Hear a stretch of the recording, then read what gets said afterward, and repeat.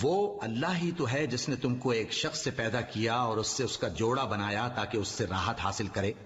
سو جب وہ اس کے پاس جاتا ہے تو اسے ہلکا سا حمل رہ جاتا ہے اور وہ اس کے ساتھ چلتی پھرتی ہے. پھر جب وہ بوجھ محسوس کرتی ہے یعنی بچہ پیٹ میں بڑا ہوتا ہے تو دونوں میاں بیوی اپنے پروردگار اللہ سے التجا کرتے ہیں کہ اگر تو ہمیں صحیح و سالم بچہ دے گا تو ہم تیرے شکر گزار ہوں گے. پھر جب وہ ان کو صحیح و سالم بچہ دیتا ہے تو اس بچے میں جو وہ ان کو دیتا ہے اس کا شریک مقرر کرتے ہیں. سو جو شرک وہ کرتے ہیں اللہ کا رتبہ اس سے بلند ہے.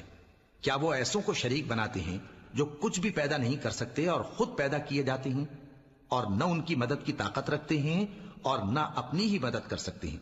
اور اگر تم ان کو سیدھے رستے کی طرف بلاؤ تو تمہارا کہا نہ مانے.